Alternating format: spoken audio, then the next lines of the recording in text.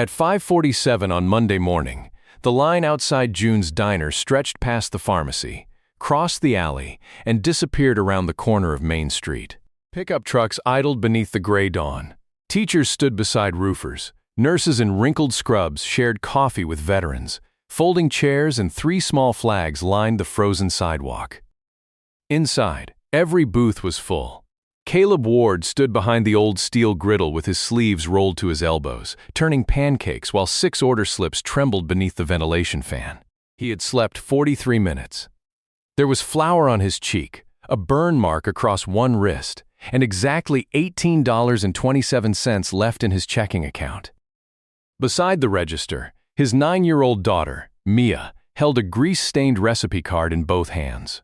The card had belonged to her mother. Across the top, in blue ink faded by 12 years of kitchen steam, were 4 words: "Feed them while it's hot." Mia looked through the crowded room and whispered, "Dad, there are more people outside." Caleb glanced toward the front windows. There were hundreds now. Then a black sedan stopped at the curb. Marla Keene stepped out, wearing the same charcoal coat she had worn when she fired Caleb less than 12 hours earlier. She stared at the line, at the open diner she believed had been dead for 5 years, and at 3 of her own servers carrying trays through its front door. The color drained from her face. A local reporter lifted a camera. A retired Army medic near the entrance stood and removed his cap. And from the back of the room, a man Marla had spent months trying to impress rose slowly from a corner booth. He was the regional bank president. He wiped his mouth, placed Caleb's old handwritten menu on the table, and looked directly at her. "MSE Keene," he said, "I think you should come inside." Marla did not move. She had fired a cook for giving away 12 plates of food. By sunrise, an entire town had chosen where it would eat. But the reason they came, and what Caleb had quietly done for many of them long before that morning, was something Marla had never bothered to ask. Before we go further, subscribe and tell us in the comments what town you are watching from tonight. 9 days earlier, Caleb's phone vibrated at 4:35 in the morning, though he had already been awake for 11 minutes. The ceiling above his bed had a water stain shaped like Michigan. Rain tapped against the bedroom window, soft at first, then harder, and somewhere in the small rental house, a pipe knocked 3 times before falling quiet. Caleb sat up and listened. No coughing from Mia's room. That was good. He pulled on work pants, stepped into the hallway, and stopped at her open door. Mia slept beneath 2 mismatched blankets, 1 foot outside the covers. On the wall above her desk hung a crayon drawing of a red-roofed diner with smoke curling from the chimney. 3 people stood outside it: a tall father, a little girl, and a woman in a yellow dress. Mia had drawn the picture when she was 6. She had stopped drawing her mother the following year. Caleb entered quietly, tucked the blanket over her foot, and picked up the permission slip lying beside her backpack. Spring Science Camp, final payment due Friday, $185. He read the number twice. On the kitchen table waited 3 envelopes: the electric bill, the truck insurance, and the county tax notice for June's Diner, the building he owned but had not opened since his wife died. He placed the permission slip on top of them. At 5:10, Caleb's truck refused to start. He turned the key once, heard the starter drag, and stopped before he flooded it. The battery terminals were clean. The alternator belt was still tight. The trouble was deeper, probably the fuel pump, and deeper usually meant expensive. He rested both hands on the steering wheel. For 1 sharp second, anger rose through him, not at the truck, not at the bills, but at the exhausting arithmetic of being poor. Every problem arrived carrying a price. Every choice injured something else. He struck the wheel once with the heel of his hand. The horn sounded. A light came on in the house. Mia appeared at the front window wearing pink pajamas, her hair tangled across one side of her face. Caleb closed his eyes. When he stepped back inside, she was standing in the hallway. "You mad?" she asked. "At the truck. You hit the truck." "I did." "Mom said machines don't learn from yelling." Caleb almost smiled. "Your mom said that about people. Probably works for both." He crouched in front of her. "I'm sorry, I woke you." Mia studied him with the serious expression she used when deciding whether adults deserved forgiveness. Then she placed one small hand against his cheek. "It's okay," she said. "We can walk." So they did. They walked 2 miles through the rain. At the school corner, Mrs. Donnelly saw Caleb's wet boots and Mia's heavy backpack. She asked no questions. The kindest people in small towns knew when silence was help. Caleb reached Keen's Hearth restaurant at 6:18, 13 minutes late. Keen's Hearth occupied a renovated courthouse annex, all brass fixtures, walnut booths, linen napkins, and ordinary food presented as luxury. Caleb entered through the kitchen door. The breakfast crew was already moving. Pans struck burners. The ticket printer clicked without mercy. Steam rose from the prep sinks. Marla Keen stood beside the stainless steel worktable, checking her watch. She was 48, precise in speech and movement. She had built the restaurant from 12 tables and survived 2 recessions. Struggle had once made her generous. Success had made her terrified of losing control. "You're late," she said. "Truck failed. I'm sorry to hear that." Her voice carried the polished sympathy of someone who had already decided sympathy would not alter the schedule.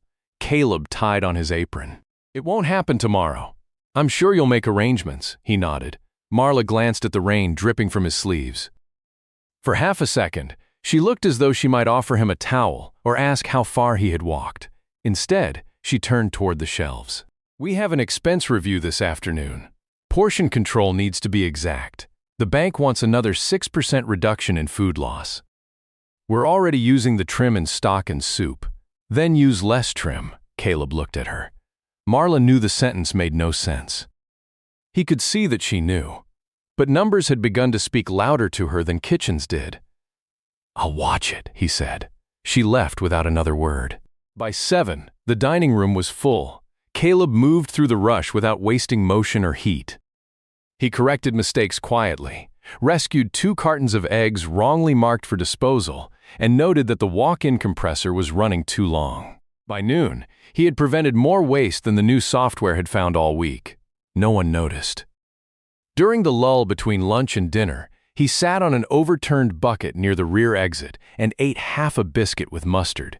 He opened his banking app, $18.27. He moved $12 into the envelope marked Science Camp. $6.27 remained. The back door opened. Arthur Bell stepped inside, carrying an empty produce crate. Arthur was 72, broad-shouldered despite a slight stoop, with a white beard and a navy cap embroidered with the name of a destroyer retired before Mia was born. "You're not supposed to be back here," Caleb said. Arthur set down the crate. "Door was unlocked. It locks behind you. Then I'm trapped." Caleb broke the remaining half of the biscuit and offered it to him. Arthur accepted. They ate in silence. After a moment, Arthur said, "Sunday still happening?" Caleb glanced toward the kitchen. "Same time. You sure? Why wouldn't I be?" Arthur eyed the biscuit. "You're eating mustard on bread." "It's a biscuit. That's supposed to help?" Every Sunday evening, Caleb cooked for local veterans using approved trim and food marked for disposal. It began when he found Arthur alone at a bus stop during a snowstorm. Soon 12 people came each week, never asking for charity and always helping clean. Caleb called it Sunday supper. 7 o'clock, Caleb said. "Back entrance," Arthur nodded. "Paul might come. The new guy, Afghanistan, doesn't talk much." "He doesn't have to," Arthur studied him. "You know, June would have liked what you're doing." Caleb remembered June laughing as the old diner's screen door slapped shut on a summer evening. His thumb brushed the pale band where his wedding ring had rested. "She would have charged them," he said. Arthur smiled, then slipped the money back into their coats. "That too." At 4:30, Marla gathered the staff beside a man in a navy suit whose shoes were too clean for a kitchen. "This is Mr. Voss," Marla said. "He's consulting on operational efficiency." Mr. Voss smiled as though efficiency were a private joke. "We'll be reviewing labor overlap, spoilage, unauthorized discounts, and unrecorded product movement." Caleb looked toward the walk-in refrigerator. Mr. Voss continued, "Nothing personal. Healthy businesses measure everything. Around the room, servers exchanged glances. The dishwasher stopped stacking glasses. Marla's face remained composed. but her right thumb pressed repeatedly against the side of her index finger. Caleb had seen her do that only twice, once during a kitchen fire inspection and once when the bank threatened foreclosure during the winter shutdown. She was afraid. That did not make her harmless. It made her less willing to see anyone else's fear. Mr. Voss raised the tablet. "We begin tonight." The Sunday meal started at 7:06. The dining room had been closed for an hour. Rain streaked the dark windows while 12 veterans sat around 3 pushed-together tables in the rear of the restaurant. Caleb served chicken stew, cornbread, roasted carrots, and apple crisp made from bruised fruit the supplier had refused to credit. Mia sat near the end of the table doing homework. She had drawn a small flag beside each guest's paper napkin. Paul, the new veteran, occupied the chair nearest the wall. He had not removed his coat. He had not touched his food. Caleb placed a fresh bowl in front of him and sat across the table. "No speeches," Caleb said. Paul stared into the stew. "No questions either." The man's jaw tightened. Caleb nodded toward the bowl. "Just eat while it's hot." Paul lifted the spoon. At the other end of the table, Arthur began telling Maya a story about a cook aboard his ship who could burn water. Someone laughed. Then someone else did. The room softened. Caleb stood and returned to the kitchen. He did not see the headlights sweep across the front windows. He did not hear the key enter the restaurant's main door. But Mia did. Her pencil stopped moving. The lock turned. Through the narrow window between the kitchen and dining room, Caleb watched Marla Keene step inside with Mr. Voss behind her. She looked first at the veterans, then at the bowls, then at the open inventory ledger resting beside Caleb's station. Mr. Voss raised his tablet and began taking photographs. Marla removed her rain gloves, one finger at a time. "Caleb," she said quietly, "would you explain why my restaurant is feeding a closed dining room?" No one at the table moved. Caleb set down the ladle. He could have lied. He could have blamed a misunderstanding, a scheduling error, or food already marked as waste. Instead, he looked at Marla with the same calm expression he wore when the grill flared and everyone else stepped back. "They were hungry," he said. Marla's eyes moved from Caleb to the table, where Arthur had set down his spoon. Mr. Voss stepped closer to the open ledger. 12 meals, he said.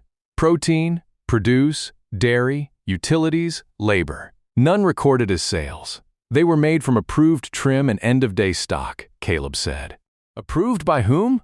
By the disposal sheet. Mr. Voss gave a small, patient smile.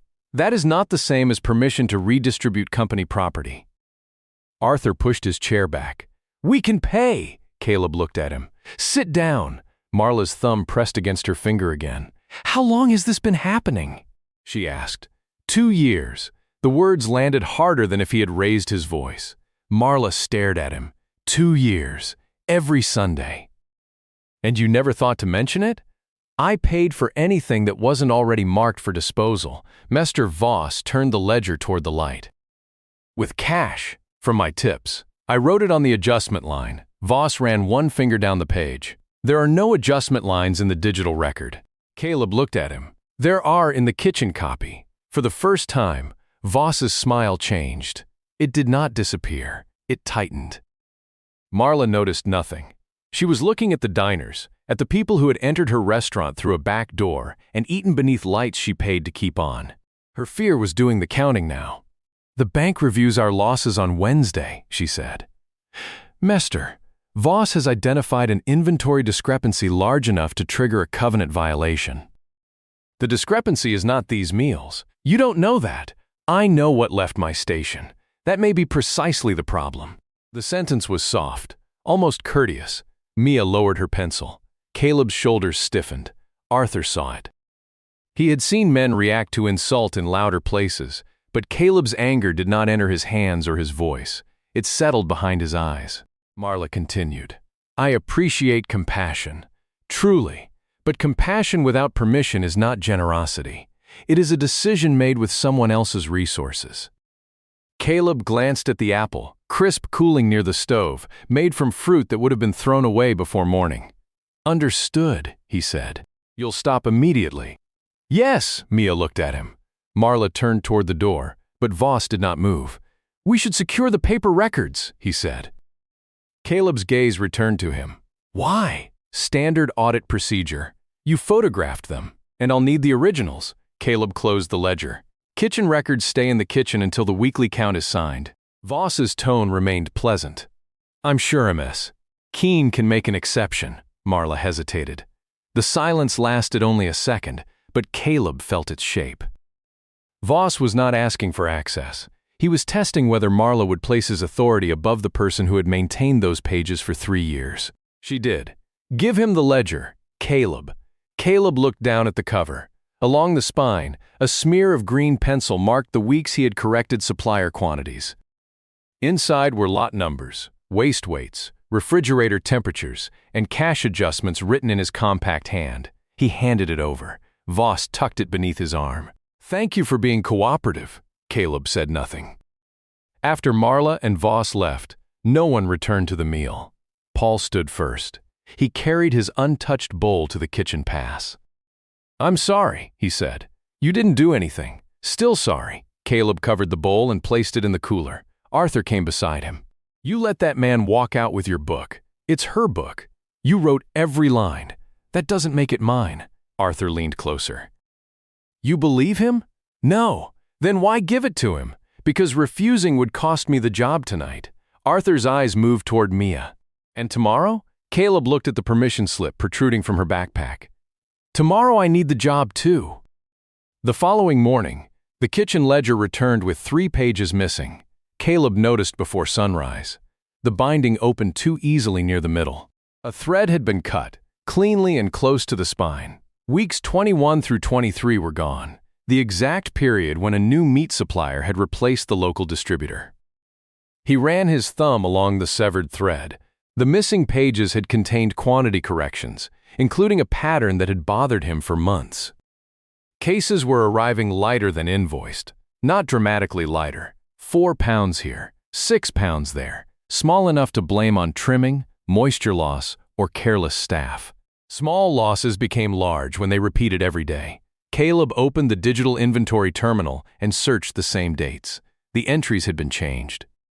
His handwritten corrections were gone. The original invoice weights remained.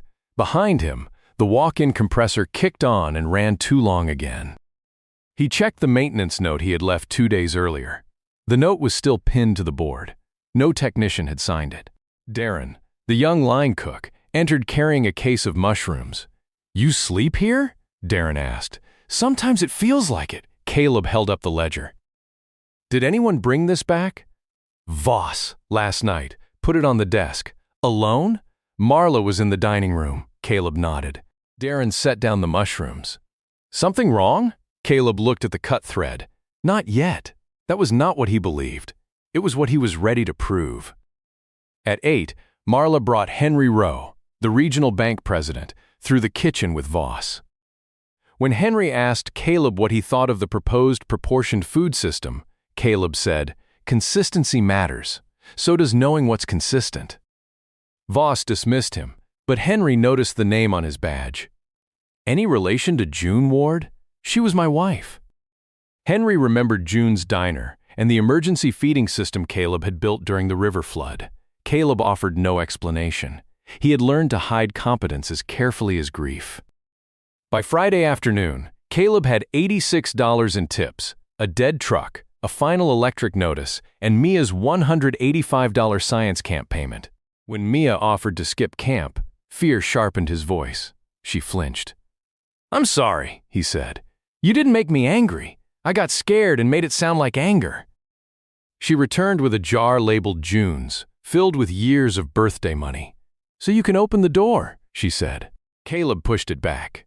June's apron still hung inside the closed diner, and her yellow mug remained where she had left it. Opening the place felt like admitting she would never return. "Mom's name is on the building too," Mia said. The next day, a premium beef case arrived 11 pounds light. Beneath its label, Caleb found another sticker showing a cheaper grade and a different distributor. The shortages matched the weeks missing from his ledger. Receiving logs showed every questionable delivery had been signed by Voss's brother, owner of the replacement supplier. Caleb photographed the labels, weights, lot numbers, and security timestamps, then locked the case under camera and made duplicate copies. At noon, he asked Marla for 5 minutes. She was in the private dining room with Voss, reviewing a spreadsheet projected on the wall. "Later," she said. "It concerns the supplier losses." Voss folded his hands. "Have you finished checking?" "Yes." Marla glanced at the clock. 5 minutes. Caleb placed the photographs on the table. "These labels were covered. The delivered weight is short. The original distributor sells a lower grade than the invoice states." Marla studied the first photograph. Voss barely looked. "Receiving errors happen," he said. "Not under the same name every time." Caleb placed the security log beside it. Marla saw the name. Her eyes shifted to Voss. "Your brother owns the company? He is a minority partner. It was disclosed in the vendor packet." "I never saw that. You signed it." Voss opened a folder and removed a page bearing Marla's signature. She looked at it. The signature was hers. So was the date, the morning her mother had undergone emergency surgery. Marla remembered signing a stack of documents in a hospital waiting room without reading more than the flagged lines. Voss knew she remembered. His voice softened. "We solved a supply crisis when your previous distributor raised prices. Silas gave us favorable terms. A few mislabeled cases do not erase the savings." £11 is not a few, Caleb said. Voss turned toward him. "Your concern is noted. It was invoiced as product that never arrived. And we'll request a credit." The same thing happened for at least 9 weeks. Marla's face tightened. "Do you have proof of 9 weeks?" It was in the pages missing from the ledger. Silence entered the room. Voss leaned back. "Missing? Cut from the binding after you took it." Marla looked at him. Voss did not blink. "That is a serious accusation. It's an observation. You're implying theft. I'm implying someone removed the pages." Marla stood. She was no longer looking at the photographs. She was looking at the bank deadline, the payroll due Tuesday, the tax lien on her second property, and the possibility that admitting fraud in her supply chain would collapse the refinancing she needed to survive. Fear made a narrow hallway, and Voss had spent months guiding her into it. "Caleb," she said, "leave the documents with me." "I made copies." Voss's eyes moved to him. Marla heard the challenge in that sentence, even though Caleb had not placed one there. "You don't trust me?" she asked. "I don't trust the process that lost the first pages. My process, his process." Voss exhaled through his nose. Marla gathered the photographs. "I will handle this." Caleb remained standing. "Before Wednesday?" Her voice cooled. "You cook here. You do not set the timetable for my financial review." "No, but I know what happens when the bank reads false numbers." "And how would you know that?" Caleb looked at her for a moment. During June's illness, Caleb had negotiated emergency vendor terms, restructured the diner's debt, and designed a county-wide flood feeding plan. Henry Rowe had called him the region's most disciplined small operator. After June died, Caleb stopped answering calls. He could have said all of that. Instead, he said, "Because false numbers don't stay small." Marla opened the door. "Return to the kitchen." He did. He did not see Voss wait until the door closed before taking the photographs from Marla's hand. Nor did he hear him say, "He is protecting himself." People who move unrecorded inventory often create a second story when they think they'll be caught. Marla looked toward the kitchen window. He found the labels. After being warned about an audit, the implication was careful, not an accusation. Something more effective. Permission to doubt. On Sunday, Caleb arrived to find a lock on the dry storage room and a new camera aimed at his station. The veteran's supper had been canceled. He had called Arthur the night before. Arthur did not argue. He only asked, "Where will Paul eat?" Caleb had no answer. At closing time, rain began again. Caleb swept the kitchen while Mia finished a school project at the corner table. She had built a small model of the solar system from foam balls and wire. Saturn leaned to one side because the glue had not dried. Marla entered at 6:52 with Voss and 2 security employees. The restaurant had been closed for 52 minutes. Caleb looked at the clock, then at their faces. Marla held an envelope. "Caleb, we need to speak privately." "Maya stays." Marla glanced at the child. "This is an employment matter." "She stays." Maya quietly put down her paintbrush. Voss placed a printed report on the counter. Our audit found unrecorded food movement totaling $8,400 over 24 months. That number includes disposal weight. It includes inventory leaving the kitchen without a sale. Food in the trash leaves the kitchen without a sale. Voss ignored the sentence. We also found duplicated adjustment entries, incomplete receiving records, and unauthorized after-hours use of the premises. Caleb looked at Marla. You know the receiving records were altered. I know there are inconsistencies, she said. And the supplier? Mester. Voss has arranged a full credit for the mislabeled shipment. 1 shipment. That is what we can document. I documented 9 weeks. You documented concerns in pages no one can locate. Mia's eyes moved from one adult to another. Caleb's voice stayed level. Because they were removed, Marla's jaw tightened. There is no camera record of anyone removing them. The office camera was off between 10:16 and 10:32. Voss looked at him sharply. Caleb continued. The same interval your access badge opened the office. Marla turned to Voss. He answered immediately. I entered to upload audit files. The system rebooted during the transfer. Information technology confirmed it. Caleb reached into his apron and placed a flash drive on the counter. The receiving camera did not reboot. No one touched it. It shows your brother replacing labels before the cases entered storage. Voss's face lost a shade of color. Marla stared at the drive. For 1 second, the hallway widened. She could have stepped out of fear and into the truth. Then Voss said, That footage belongs to the restaurant and was copied without authorization. Marla looked at Caleb. Did you remove company data? I preserved evidence. That was not your decision. It became my decision when the first evidence disappeared. The kitchen ventilation hummed above them. Marla opened the envelope. Her hand trembled once, almost invisibly. I cannot maintain an employee who bypasses security, distributes inventory, and openly refuses management direction during a bank review. Mia gripped the edge of the table. Caleb did not look at the envelope. Are you firing me? I am ending your employment effective tonight. The words were formal because formal words did not sound like fear. Marla placed his final check on the counter. I hope you understand, this is not a judgment of your intentions. Caleb looked at her then. You didn't know my intentions. Marla's eyes flickered. You decided they didn't matter. Those are different things. Voss shifted his weight. Caleb untied his apron, folded it once, and placed it beside the flash drive. Keep the copy, he said. You'll need it Wednesday. He walked to Mia and lifted her project carefully from the table. One of Saturn's rings fell loose. Mia picked it up. As they reached the rear door, Paul stood outside beneath the awning. He held an empty soup container. Arthur had not told him supper was canceled.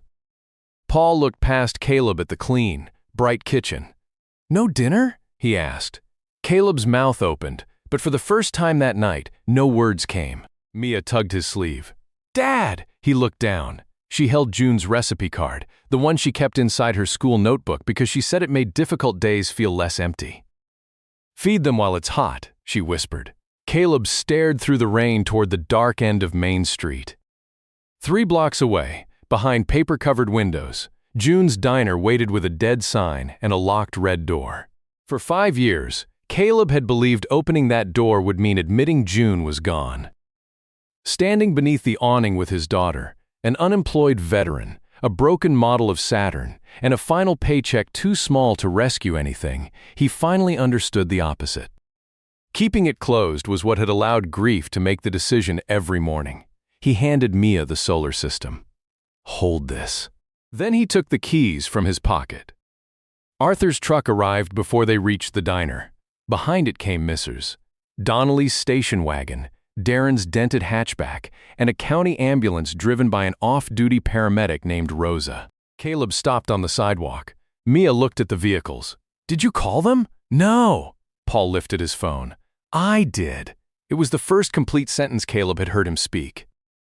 Arthur climbed from the truck carrying 2 toolboxes. You have gas? Caleb asked. No. Electricity? Probably. Food? Depends what you call food. Arthur looked at the dark diner. You have a door. Caleb stood before it. The red paint had faded almost pink. Dust clouded the glass. Beneath the old hours sign, Mia's purple marker from years ago still formed a crooked heart. His hand shook as he raised the key. Mia slipped her fingers into his free hand. "You don't have to do it alone," she said. The key turned. The lock resisted, then released with a sound Caleb had carried in his memory for half a decade. The door opened. The diner smelled of dust, old wood, and time. Mia reached for the light switch. Nothing happened. Arthur cleared his throat. "Good beginning." For the first time that night, Caleb laughed. Then everyone went to work. An electrician restored power. Neighbors brought eggs and vegetables. Arthur and Paul cleaned the griddle while Mia wiped tables and found June's cracked yellow mug. "You okay?" she asked. "No," Caleb said, "but I'm here." Before midnight, they had one griddle, 2 burners, coffee, and enough food for a simple breakfast. Caleb accepted $5 from Mia's jar as her first investment.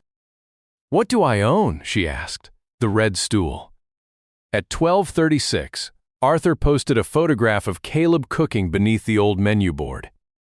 He wrote, "The man who fed us for 2 years lost his job tonight. June's diner opens at 6. Come hungry." The post spread through town. Teachers, nurses, mechanics, widows, and former employees added stories of meals Caleb had delivered, bills he had quietly covered, and help he had never signed his name to. At 3:08, Henry Rowe called Arthur. At 3:31, Henry arrived carrying a banker's box. He stepped into the diner, removed his coat, and stared at the menu above the counter. "Peach pie still terrible?" he asked. Caleb looked up. "June said you had no taste." Henry smiled, but it faded quickly. "I received the security files." "From Arthur?" "From 3 people. Your town has poor respect for normal business hours." Caleb turned a biscuit tray. "What did you find?" "The footage supports your claim. The vendor disclosures were incomplete. The bank's audit team is reviewing Voss's invoices now." "Marla know?" I called her. "She didn't answer." "She will." Henry set the banker's box on the counter. "Why didn't you come to me?" "I did not know you remembered me." "I remembered your diner.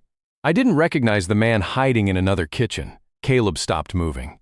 Henry opened the box. Inside were copies of flood response plans, old loan documents, and a county commendation bearing Caleb's name. "You built the emergency feeding network during the river flood," Henry said. 22,000 meals in 9 days. No shortages, no waste violations, no one went without. That was a long time ago. Competence does not expire because grief changes your address. Caleb looked at Mia sleeping in a booth with her head on her folded coat. Henry lowered his voice. "Keene's Hearth is in serious trouble. If Voss manipulated the supplier numbers, Marla's losses are not what she thinks.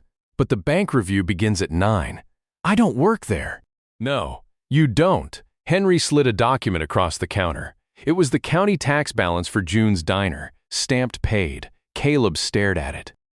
"I didn't ask you to do this. I didn't pay it. Who did?" Henry nodded toward the windows. Outside, headlights were filling Main Street. The Veterans Association collected it in 94 minutes. The remainder came from people whose names would not fit on the receipt. Caleb's jaw tightened. "I can pay them back, perhaps." Henry closed the box. "Or perhaps you can allow gratitude to exist without turning it into debt." That was harder for Caleb than accepting hunger, exhaustion, or grief. He had spent years believing dignity meant needing nothing. June had known better. Dignity was not refusing every hand. It was remembering whose hand you held when you stood again. At 5:47, the line reached the pharmacy. At 5:52, Maya woke and saw it. At 5:57, Caleb unlocked the door. The first person inside was Paul. He placed a $20 bill on the counter. "For the stew," he said. "It's $6. For 2 years of Sundays." Caleb pushed $14 back. Paul left it there. "Then feed the next man." By 6:20, every booth was full. At 6:42, the local reporter arrived. At 6:51, 3 servers from Keene's Hearth entered wearing their work clothes. Marla had called them before dawn and told them not to report until the bank review. They came to June's instead. At 7:03, Marla's black sedan stopped at the curb. She stepped out and saw what fear had prevented her from seeing inside her own restaurant. Caleb was not a cook giving away food that belonged to someone else. He was the reason people believed a kitchen could belong to them. Henry rose from the corner booth. "Im's keen," he said. "I think you should come inside." The room quieted as she entered. Not completely. Forks still touched plates. Coffee continued to drip. A child near the window laughed before his mother hushed him. But every adult watched. Marla removed her gloves. Her eyes found Caleb behind the griddle. He did not stop cooking. Henry placed a folder on the counter. "The bank completed a preliminary review of your supplier accounts," he said. "Voss Advisory concealed a related party interest, altered receiving data, and billed your restaurant for undelivered inventory. Estimated loss is $186,000. A ventilation fan turned above them. In the silence, its belt made a faint rhythmic click. Marla's face went pale. "Where is Mr. Voss?" "His access was suspended. Investigators have the files." She looked at Caleb. "You were right." Caleb slid 2 eggs onto a plate. The weights were right. "Caleb!" He set the plate at the pass. Marla took a breath. "I fired you for reporting the person who was stealing from me. You fired me because believing him felt safer than believing the cook." Her mouth opened, then closed. The room was so still that the old clock above the pie case sounded loud. Marla looked toward the veterans, the nurses, the teachers, the servers who had left her empty dining room and come here. "I was under pressure," she said. Caleb wiped the edge of the griddle. "I know. I could lose everything. I know that too." Her eyes filled, though she did not let the tears fall. "I thought control would protect the restaurant. It protected the wrong man." The sentence was quiet. It did not need anything added. Henry opened the folder. "Mess. Keen. The bank will continue your credit line under temporary oversight, provided you terminate the consultant contract, restore the kitchen records, and submit to an independent operational review." Marla nodded slowly. "And the missing inventory allegations against Caleb?" "Unsupported. His handwritten records are the reason we identified the fraud. He also reimbursed every item used for the Sunday meals that was not marked for disposal." Arthur lifted a stack of envelopes from the table. "Receipts," he said. "He kept copies because some of us are old and suspicious." A few people laughed. Marla looked at the envelopes, then at Caleb. "I owe you your job back." Caleb turned off one burner. "No!" The answer surprised her more than anger would have. "I can make you kitchen director. Full salary. Benefits for Mia. You can set the food program. Name the number." For one moment, Caleb hesitated. Mia needed dental work. The truck still did not start. The diner roof leaked. A salary with benefits would make the arithmetic easier. He looked at his daughter. She stood beside the register, wearing June's old apron folded twice around her waist. Her science camp permission slip rested beneath the cash drawer. Mrs. Donnelly had paid the balance that morning and refused to say who helped. Caleb looked back at Marla. "I wanted that offer yesterday," he said. "I understand. No, I don't think you do. Yesterday I would have taken it because I was scared. Today I know fear can make a person sign anything." Marla absorbed the reference to her vendor agreement. Caleb continued. "I won't come back as proof that you fixed what happened. What can I do?" He looked around the diner. "Pay your staff for the hours they lost this morning. Keep the Sunday supper. Put it in the budget, not under charity. Call it what it is." "What is it?" "A table," Marla nodded. "And you?" "I have one." She looked toward the red stool where Mia's glass jar sat beside the register. Then Marla did something no one in the room expected. She removed her coat, carried it to an empty hook, and picked up a coffee pot. One of her servers stared. Marla looked at her. "Which tables need refills?" The server pointed silently. Marla walked into the dining room. No one applauded. Caleb was grateful for that. Applause would have made the moment about humiliation or forgiveness granted too easily. What Marla needed was work. Quiet, visible work with no title protecting her from the people she had failed to see. She poured coffee for Arthur first. He held out his cup. "Leave room," he said. "I don't trust fancy people with cream." Marla almost smiled. By 10, June's diner had served 312 breakfasts. By noon, the food was gone. Caleb placed a handwritten sign on the door. "Sold out. Back tomorrow. Thank you." People continued leaving money beneath the door.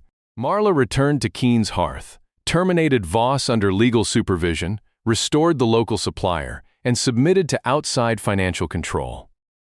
Her expansion was canceled, and the private dining room became a community meal hall. The consequences lasted longer than her apology. So did the change. Every Sunday, a permanent budget line funded supper for anyone who needed a chair. Caleb's first month was difficult. The roof leaked, the freezer failed, and once he burned a tray of biscuits after falling asleep in the office. But the town kept coming, and he slowly learned that accepting help did not turn gratitude into debt. Mia attended science camp. On the final night, she called from beneath a sky crowded with stars. "We saw Saturn," she said. "Did the ring stay on?" "This one did." Caleb looked across the empty diner after closing. On the wall above the register hung Mia's old drawing of 3 people outside a red-roofed building. The woman in the yellow dress was still there. For years, Caleb had believed grief required him to preserve every room exactly as June had left it, as though change would erase her. But memory was not a locked building. It was a recipe passed from one hand to another. It was a sentence written in fading blue ink and obeyed long after the writer was gone. "Feed them while it's hot." Marla visited one evening after the dinner rush.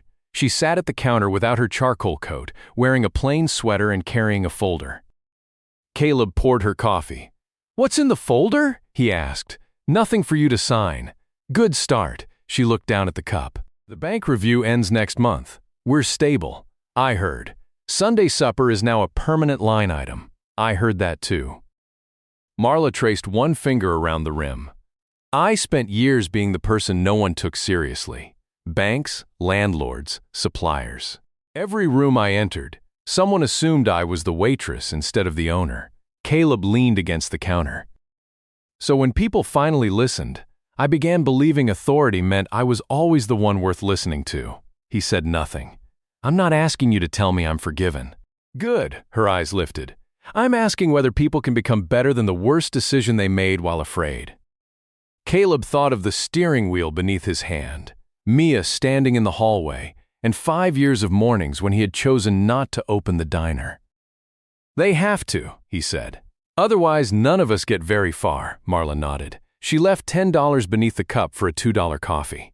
Caleb called after her. "You forgot your change." She opened the door. "Feed the next person." The bell above the entrance rang as she stepped into the evening. Mia emerged from the office, carrying a fresh drawing. This one showed the diner beneath a wide blue sky. Caleb stood behind the counter. Mia stood on her red stool. Arthur sat in the corner. Paul carried a tray. Marla poured coffee near the window.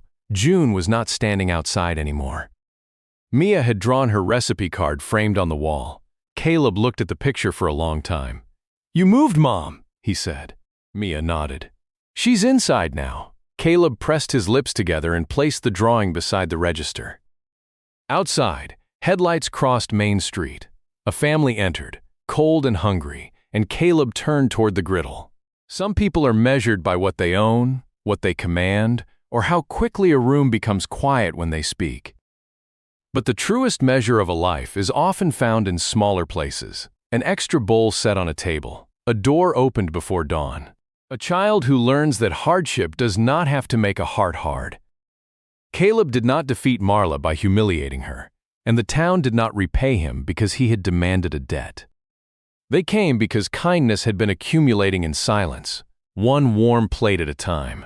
Status can make a person visible, but service makes a person remembered. And sometimes the man everyone overlooks is not waiting to be discovered. He is simply busy keeping the fire lit until the rest of us finally understand where the warmth has been coming from.